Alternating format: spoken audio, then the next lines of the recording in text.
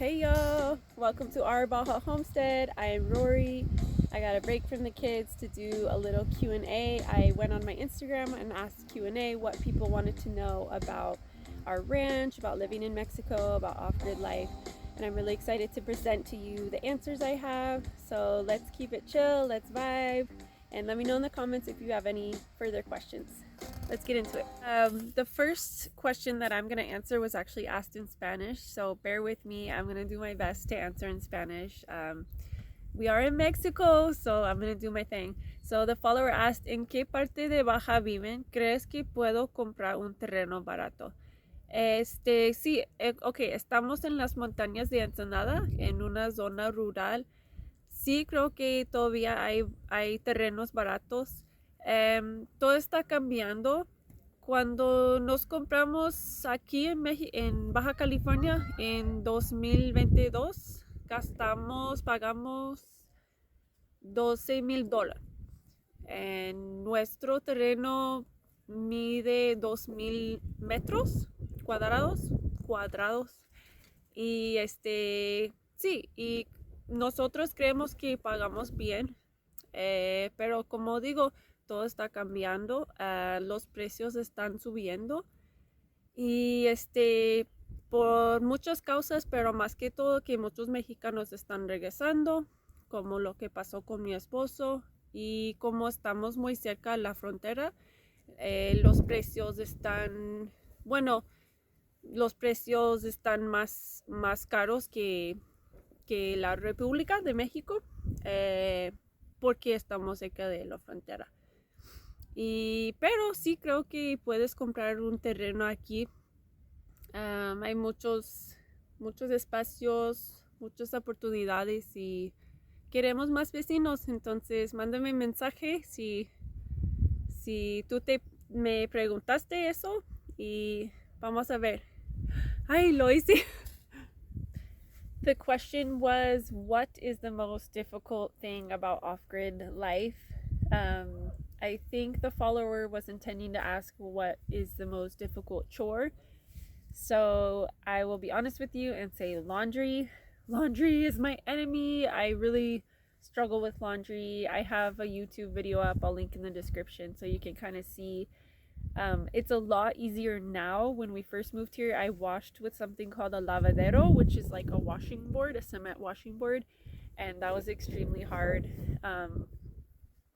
because I was like washing cloth diapers by hand, like poo-poo cloth diapers. But I did it. I'm really proud of myself. Now my struggle with laundry is that we collect the gray water, which is like the dirty laundry water. We collect that to water our fruit orchard. It's actually a really cool way to recycle water. But the hard part about that is carrying the buckets. So I do psych myself up. I'm like, yeah, you're gonna get a workout, like free CrossFit program. And that's how I get through the difficulty of it. And when it's done, I'm like, that wasn't that bad. But we do hope to set up like a piping system so the gray water can go directly. The machines are up there, the water can go directly to the fruit orchard, which is down there. So hopefully the future will hold that for us. But thank you so much for the question. Question 3. What has been the most unexpected joy from living off grid? Oh, this one's really sweet because it's such a hard lifestyle that it's easy to like or be negative and like fuck this shit, like really focus on the bad parts. So I love focusing on the good parts, and I really thank this follower for asking this.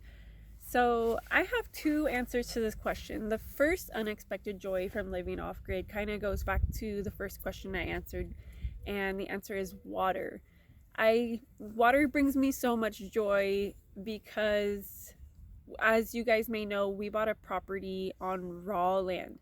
So raw means that there's no utilities. So there's no electricity, there's no sewer, and definitely no water. So when we bought the property, it was just all chaparral. We live in chaparral region.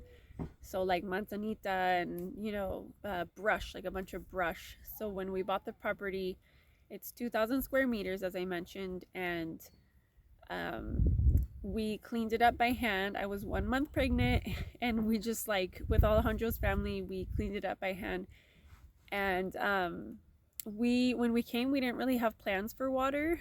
The real estate agent told us there was a communal water here in Mexico. It's a little more common to have communal wells, but as it turned out, it wasn't. It was on our neighbor, this older, like 80-year-old guy, Don Polo. It was on his property, and it was definitely not communal. So it took us about a week before we knew we had to like get a plan going with the water.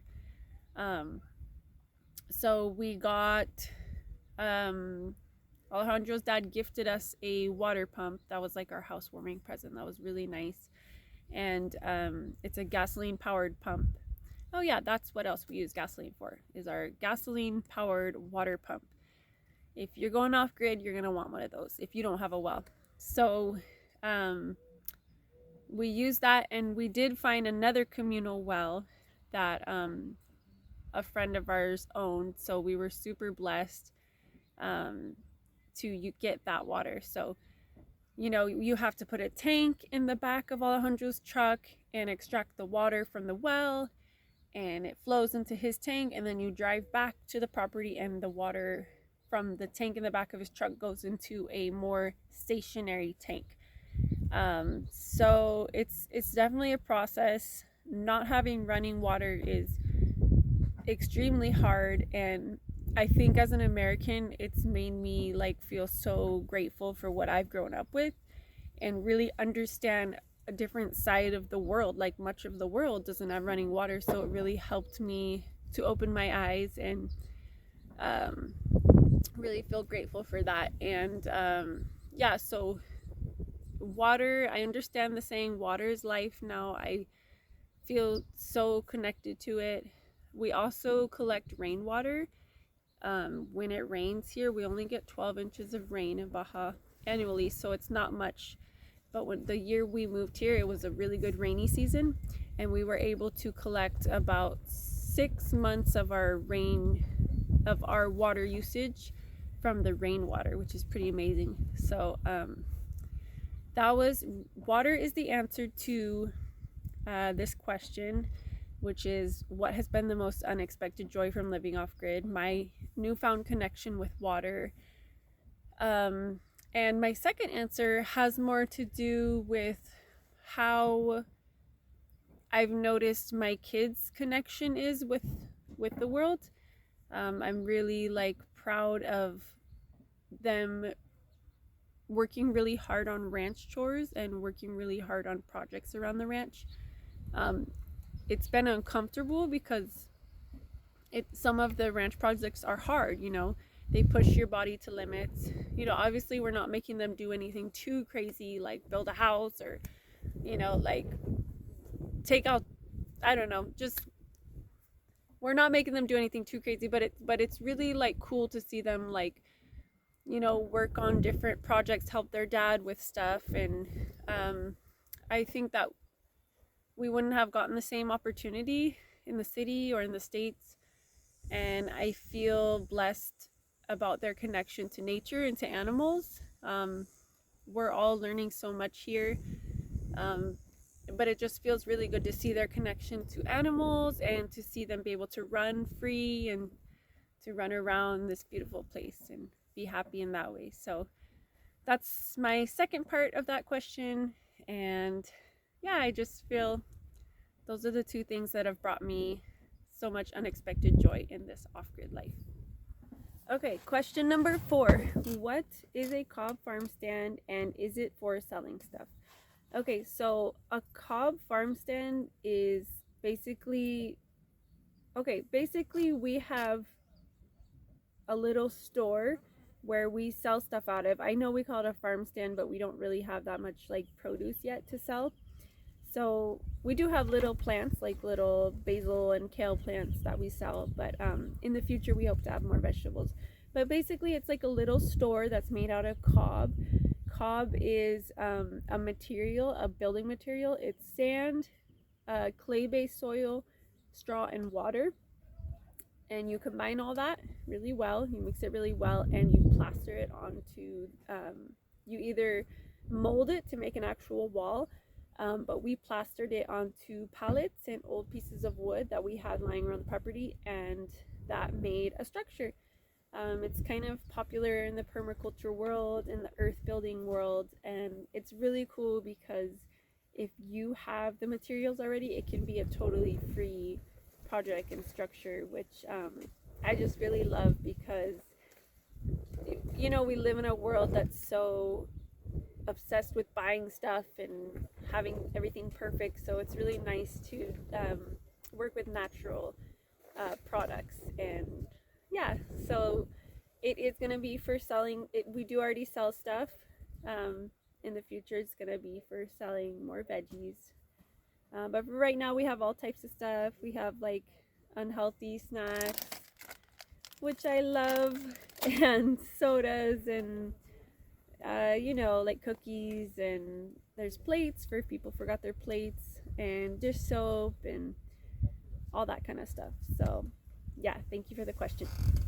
Okay, another follower asked, where is the closest gas station? I love this one because it's really like something that I always advocate for when people are just getting into off-grid life. You're going to want to know where is the closest gas station and where's the closest hospital, all that stuff. You know, where's the closest grocery store, the kids' school. So we are 30 minutes from the closest gas station. And where the gas station is, the kids' school is located. The Soriana, which is a grocery store, is located. And pretty much like all the daily expenses we have, like filling up our propane tanks, getting chicken feed, is all right there. It's 45 minutes to the nearest hospital and 45 minutes to the nearest Walmart. They do have Walmarts in Mexico. So yeah, so it's not so bad being 30 minutes away, but it does add up. And if you remember, once again, from my laundry video, we use gas for our generator. We use it for our car, and then we use it for our generator and one other thing. I can't remember, but we use it for a couple things around the ranch. So it's very important to be close to a gas station, and I think 30 minutes is about my max. I'm glad we didn't go any further out. So yeah, like I said, make sure you know how close you are to your nearest gas station. And you know, if you're driving your kids to school every day like I do, I would move a little closer to town, like 20 minutes. But that's just how it is here. Okay, last question. If you're still hanging on, hello. Last question, and perhaps the most important question. I saved the best for last. Where do you start to source what you need? Okay, so where do you start to source what you need? I'm seeing this as a question of like, where do you get your resources from when you're living off grid? I hope I'm translating that question okay. So first and foremost, I have a free preparation checklist for living off grid. I'm going to link that in the description. And I swear, I'm not trying to sell you anything. I'm not trying to be cheesy. The checklist is made because when me and Alejandro and the kids first moved here, we were not prepared. Like, I think you're getting to know us now on this channel, and we are definitely like free spirits and really nice people, but perhaps not the most organized people. I'll put it that way. So moving here was a big shock, and I do wish I had been more prepared. So I made a checklist for everyone so that you know what you're getting into when moving off grid. Okay, so when we're talking about what we're gonna need to live off grid, what kind of utilities we're gonna need, I have 4 big ones. There's more than 4, but the 4 big ones that you're definitely gonna need to focus on. Okay, so the first one is water. Like I mentioned in the previous part of this video, water is life. So if you do not have a well on your property, you're gonna either haul in water, right? So that's what we do, and it's difficult because it's time consuming, and you're spending money on gasoline to power the pump to take out the water. And then also it might be hard to source the water, right? You might have to drive further than you'd like to, la la la. So that's one way to get water. Another really awesome way, and especially if you live in a rainy area, is to harvest rainwater or collect rainwater. We do that too, but on rainy years it will not sustain us. On drought years it will not sustain us. And then keep in mind you are going to have to invest in tanks, really big tanks to hold the water. So we're talking $1,000+ if you buy new, and it's hard to buy used because there might be holes in the tanks. So if the moral of the story is, try to buy a property with a well. Because, and remember, if you pay to have a well drilled on your property, you are going to, it's not always guaranteed that they're going to hit water, number one, and you still have to pay for them drilling. Number two, it costs a lot to have a well drilled. So if you can possibly find the dream property with a well, that's gonna be great, and I highly recommend it. So that's what you need to know about water. After water comes your cooking slash heating slash cooling source. So I'm talking about, how are you gonna cook your food? How are you gonna heat yourself in winter if you have extreme winters? And how are you gonna cool yourself down if you have extreme summers? Thank goodness here in Baja California, it does get really cold here, but it's nothing that layers can't solve. Like if we have like layers of clothes, and it's nothing that, like being in shade, like how I am in a shade structure right now, can't solve. Let me plug in this phone really quick. So, but if you live in, like, let's say Arizona, let's say, like southern New Mexico, you are going to need an air conditioning source. And on the other hand, if you live in Canada, you are going to need a heating source in the winter. So that, for many people, is going to either be wood or propane. So you're going to need to know, if you looking for a property, does it have a wooded area that you can chop down your own wood? Can you pay to have someone else bring wood to you that they chop down on their own property? When you're making a budget, you're going to need to add in all this stuff. Budget's a whole nother thing. I'll make another video about that. But yeah, you're going to need to understand that cooking is so important, especially if you have a family. Out here in Mexico, a lot of people use propane. So luckily, and that's what we use in our motorhome to cook. So luckily, that hasn't been a problem for us finding propane sources. And then we use the propane with our dryer too, so it's multi-purpose. But we do cook outside sometimes with fire, and I know lots of families out here who use fire to cook. So that's totally an option. But those are going to be your two things for number 2, which is cooking and heating and cooling. Do not forget about those two when planning your off-grid life, because you got to know how you're going to cook. Okay, y'all. Number 3 is electricity. So most people in the off-grid world, myself included, use solar electricity. Hold on, there's a racer buggy guy coming by. Baja is known for like motocross and like racing and stuff, because it's really dusty out here. So there's some racer dudes coming by. Okay, solar electricity. So it's great out here because it's open and sunny all the time, most days of the year. So we have no problem getting solar electricity. Some people use wind electricity. There's setups where you can collect wind, harvest wind for your electricity needs, which is super cool. Those are going to be your two options.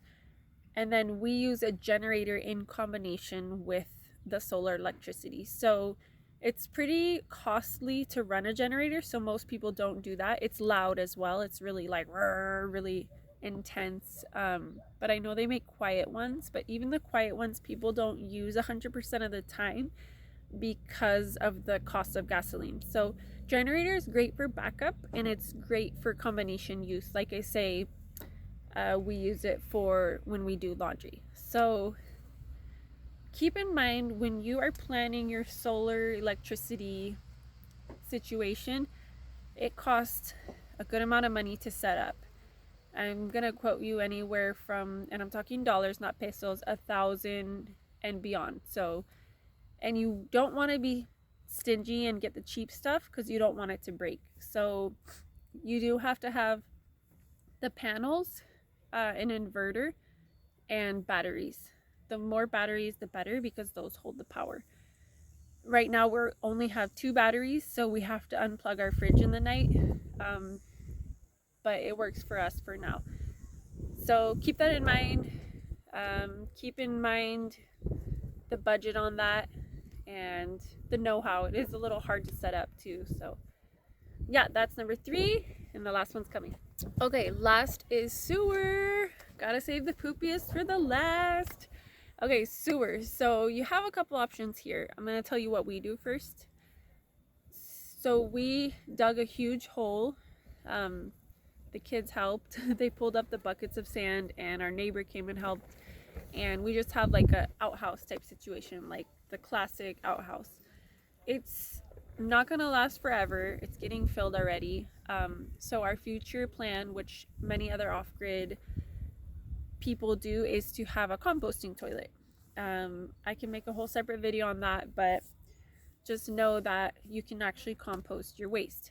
So that's another option. And then people out here also do septic, like regular septic.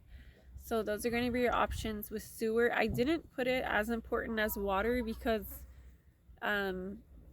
it is super important to have like a hygienic sewer system. But before all else, you need water, right? So this one is going to cost you money if you go the septic route, but if you dig an outhouse, that's free, obviously. And speaking from experience, they don't have regulations like they do in the US, so we were able to just do an outhouse. So let me know in the comments. We are wrapping up. We are finishing the video. I kind of tried to make it a combination of our experiences here living off-grid in Mexico, and then also if you're gonna dip your toes into the off-grid world, what you might be expecting. I do have the checklist that is all about preparing to live off-grid, and that is free, and I'll put it in the description. And I hope everybody has a lovely rest of their day, and thank you so much for listening in. Bye.